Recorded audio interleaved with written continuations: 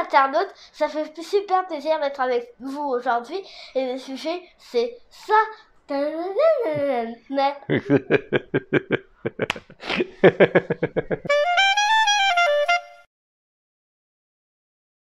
Alors aujourd'hui, on va parler du permis de travail et de la possibilité d'étudier avec un permis de travail. Donc je voudrais remercier directement Jonathan aka John Diploid sur Instagram qui m'a donné toute cette ribambelle d'informations qui sont quand même relativement intéressantes. Donc ce qu'on va faire dans cette vidéo, c'est qu'on va regarder d'abord un projet de loi qui a été adopté par Sean Fraser, le ministre de l'Immigration, et qui va être là a priori pour 2 ans. Il a dit qu'il pouvait le révoquer quand il voulait, mais que c'était au moins pour les 2 prochaines années. Donc la possibilité d'avoir un permis de travail et d'étudier en même temps, mais on va regarder, il y a des petites spécificités par rapport à ça. On va regarder globalement pour l'entrée express, on va revenir là-dessus, on va faire un petit rappel. On va regarder aussi pour le certificat d'acceptation du Québec dans la dernière partie de la vidéo. Il y a des exemptions possibles, je ne le savais pas, mais c'est quand même très intéressant, surtout quand tu passes par l'immigration pour le Québec. Tu sais qu'il y a énormément d'étapes, donc si tu peux en t'en sucrer une d'étapes, c'est jamais dommageable. Donc on va aller regarder tout ça ensemble. Tout de suite, on va commencer par cette fameuse politique d'intérêt public mise en place par Sean Fraser pour pouvoir étudier avec un permis de travail. Donc on se retrouve directement sur le site internet du gouvernement du Canada avec cette fameuse nouvelle. Donc tu vois tout de suite Sean Fraser en parle. Il dit que c'est une mesure qui consiste à améliorer les perspectives d'emploi pour la transition vers la résidence permanente pour ceux qui ont un permis de travail. Donc avant ça, donc encore, je te dirais à l'heure actuelle, tu as le droit de suivre une formation si cette formation est de 6 mois ou moins. Tu n'as pas besoin d'avoir un permis d'études pour ce faire. Tu peux juste avoir ton permis de travail et il n'y a pas de souci, ça fonctionne bien. Pour un programme plus long, par contre, tu dois présenter une demande distincte de permis d'études. Donc ça, c'est quand même relativement intéressant, c'est-à-dire que si tu as un permis de travail et que tu veux retourner aux études, tu peux demander à côté un permis d'études. Donc tu peux avoir 2 permis, ok? Donc évidemment, il repart sur le principe que ça pouvait être un obstacle pour atteindre un niveau de scolarité plus élevé, le fait de demander encore un permis d'études. Donc ce qu'il a fait, c'est pour une mesure temporaire de 3 ans. J'ai dit 2 ans en début de vidéo, c'est 3 ans. Les travailleurs étrangers, pourront étudier à temps plein ou à temps partiel pendant la durée de validité de leur permis de travail ou jusqu'à l'expiration de cette politique qui, a priori, doit durer 3 ans. Mais attention, il y a une exception, et c'est là où c'est quand même très particulier, mais en même temps très intéressant à savoir, c'est le moins qu'on puisse dire, c'est que cette mesure temporaire vise des personnes qui sont titulaires d'un permis de travail valide ou qui ont présenté une demande pour renouveler leur permis de travail valide le 7 juin 2023 ou avant, et qui sont autorisés à travailler. Donc si c'est ton cas, à ce moment-là, tu n'aurais pas besoin de permis d'études pour pouvoir suivre une formation d'une durée équivalente à ton permis de travail. D'accord? Mais, je répète la date, 7 juin 2023 ou avant. Si c'est après, malheureusement, il faudra que tu fasses une demande de permis d'études parallèlement à ton permis de travail. D'accord? Si ce n'est pas le cas, à ce moment-là, 7 juin 2023 ou avant, tu n'as plus besoin d'avoir un permis d'études. Et c'est le cas pour tout le Canada. Donc, ça fonctionne aussi pour le Québec. Si on va un peu plus loin dans la politique d'intérêt public, finalement, on voit que ça confirme simplement ce que je viens de dire, hein, qui était également sur le même site internet de toute façon. Donc, au niveau des conditions d'admissibilité, tu dois être évidemment titulaire d'un permis de travail valide, ça va de soi, associé avec une demande associée à ce permis au plus tard, le 7 juin 2023, donc 7 juin 2023 ou avant. Il est possible que tu sois déjà au Canada et que tu aies un permis de travail. Et si tu as envie de retourner aux études, à ce moment-là, tu vois, c'est possible avant le 7 juin. Mais également, ça, je trouvais quand même très intéressant, c'est pour ça que j'en parle, présenter une demande afin de renouveler ton permis de travail en vertu de l'article blablabla le 7 juin 2023 ou avant cette date. Donc ça veut dire que si tu avais un permis de travail avant le 7 juin 2023 et que tu étais sur le point de le renouveler, ça va fonctionner pour toi aussi. Il donne la date butoir, tu vois, d'expiration de cette politique d'intérêt public. Il dit le 27 juin 2026. Ou révocation de sa part. On parle du ministre de l'immigration, Sean Fraser, s'il en a envie, mais d'après moi, il ne le fera pas. Et il ne faut pas oublier que ces politiques d'intérêt public-là, beaucoup de monde me pose souvent la question, sont souvent reconduites. Donc, il n'y a pas trop à s'inquiéter à ce niveau-là. Maintenant, est-ce qu'il risque de changer les dates? Comme là, on parle uniquement du 7 juin, c'est aussi possible. Donc, si c'est le cas, de toute façon, c'est sûr que je te tiendrai informé.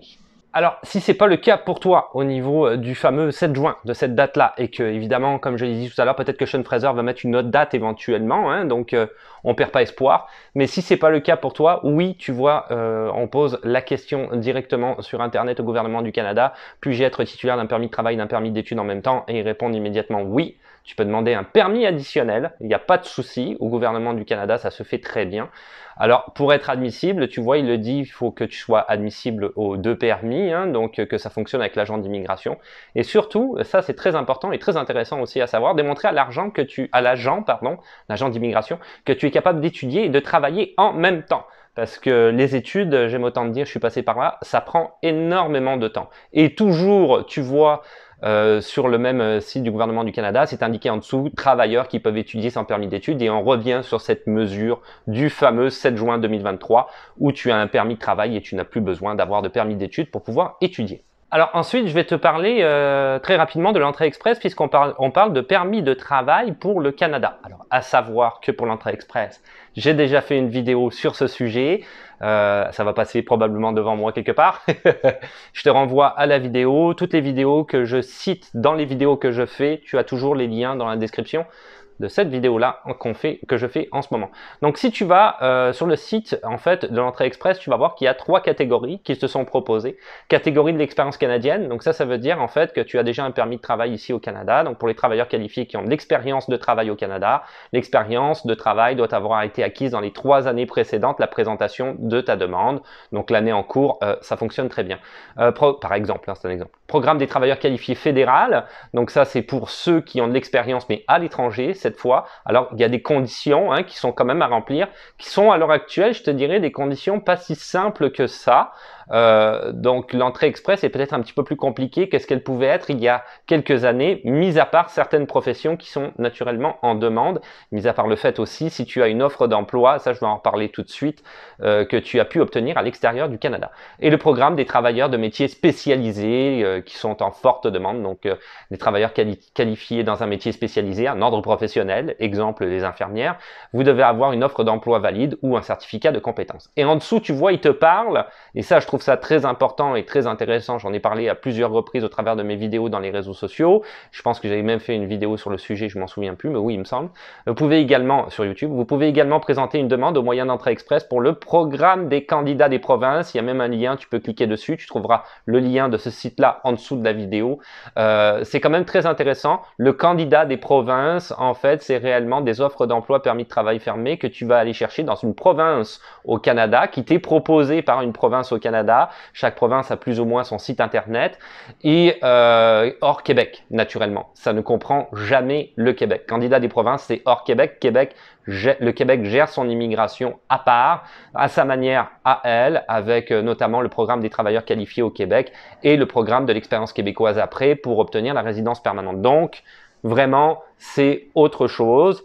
Et ma dernière vidéo que j'ai faite, pas celle-là mais celle d'avant, sur la mobilité francophone, avec une offre d'emploi, tu pourrais être capable, du coup valide, et le candidat des provinces, d'aller travailler dans une communauté francophone hors Québec. Et oui, ça fonctionne aussi, des gens m'ont posé la question pour les derniers FER, le FER 4 je pense et 5, je sais plus combien il y en a exactement, donc sans diplôme. Et oui, si tu passes par mobilité francophone, tu vas pouvoir demander ta résidence permanente, ça se suit après, donc via l'entrée express.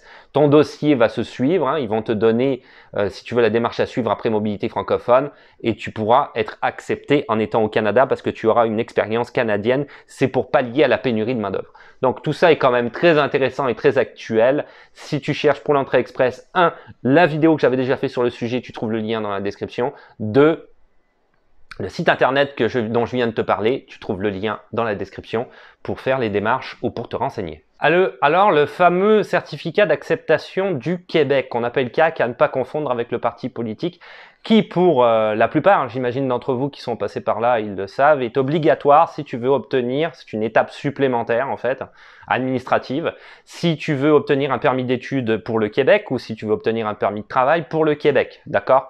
Ce qui n'est pas le cas pour le reste du Canada, le même permis d'études ou le même permis de travail, évidemment, tu n'auras pas un certificat d'acceptation du Québec, on l'entend dans le nom, c'est uniquement pour le Québec. Alors, il y a des exemptions possibles. Donc je rentrerai pas dans les détails des réfugiés, etc. C'est quand même très particulier. Mais sinon, ils mettent en dessous quand même, ce qui pourrait être très intéressant notamment pour ce dont on parle, le sujet de la vidéo d'aujourd'hui. Mais on va revenir aussi sur les autres exemptions. Donc séjourner au Québec et votre conjoint, conjointe, épouse ou époux qui a sa citoyenneté canadienne ou sa résidence permanente a présenté une demande d'engagement en ta faveur. Tu n'as pas besoin du certificat d'acceptation. Tu as un permis de séjour temporaire en vue de l'obtention éventuelle de ta résidence permanente. Tu réalises entièrement ton programme d'études en ligne au Québec ou à l'étranger. Donc, par exemple, la TELUC, Téléuniversité, fonctionnerait très bien et tu fais ça en ligne. Tu n'as pas besoin de ça. Je ne savais pas, mais c'est une bonne nouvelle. Vous suivez les cours de français offerts par le gouvernement du Québec. Donc là, il parle plus spécifiquement en fait de la francisation, si tu savais pas. Je te renvoie d'ailleurs au site internet du gouvernement du Québec si tu es intéressé par la francisation. Et je vais te mettre le lien dans la description de la vidéo de ce fameux site internet qui a été mis au goût du jour début juin par le gouvernement du Québec, qui offre plus de cours en la matière en termes de francisation. Petite parenthèse, et pour ceux qui sont intéressés, malheureusement, les tests ministériels que tu vas devoir passer pendant la francisation n'ont aucun rapport avec le test de français de niveau 7 que tu dois passer pour la résidence permanente. Donc en fait, c'est un peu des tests que tu fais dans l'eau. C'est juste pour regarder ton niveau, mais ça n'a aucune valeur par la suite pour ta résidence permanente. Et finalement, tu vois, ils le mettent en dessous. Donc ça fonctionne aussi pour le Québec, c'est ce que je disais en début de vidéo. Titulaire d'un permis de travail ou une autorisation de travail dans l'attente de la prolongation de ton permis de travail du gouvernement fédéral, délivré au plus tard le 7 juin 2023 et qui est toujours valide. Donc tu vois, ça fonctionne aussi pour ça. Donc si tu as un permis de travail et que tu es au Québec et que ton permis date du 7 juin 2023 ou avant, tu n'as pas besoin de permis d'études pour étudier, et donc tu n'as pas besoin de certificat d'acceptation du Québec, ça va de soi. Donc là, je pense que tu l'auras deviné, vu que j'ai une petite présence à côté de moi, je pense que c'est la conclusion. Donc merci à Jonathan encore une fois, à John Diploid pour toutes les informations. Donc voilà, on a fait le tour, tous les liens de ce dont j'ai parlé, tu trouveras dans la description de la vidéo, et plein de monde qui me demande à chaque fois, où est le lien, je ne le trouve pas, description de la vidéo, ok, c'est facile. Conclusion rapide, donc les réseaux sociaux qui sont toujours très très actifs, je le dis tout le temps, TikTok, Instagram, des vidéos quotidiennes, des lives aussi, des fois Liam est là. Donc quand même très actifs et quotidiennement. YouTube, vérifie ça, je mets des shorts aussi, alors les shorts c'est très intéressant, c'est des stories que je conserve pas, donc tu peux aller toujours les regarder sur YouTube si ça t'intéresse, et surtout YouTube Live. En plus des vidéos, à un moment donné, ça peut se faire si jamais la demande en est faite de la part de toute la communauté. On peut aller regarder directement avec OBS Studio, je peux voir les sites internet et du coup on peut aller regarder ensemble qu'est-ce qu'il en est. Pour le reste, n'oublie pas de t'abonner parce que c'est plus facile à ce moment-là de voir les nouvelles vidéos. De laisser un petit pouce bleu. Parce que ça fait toujours plaisir.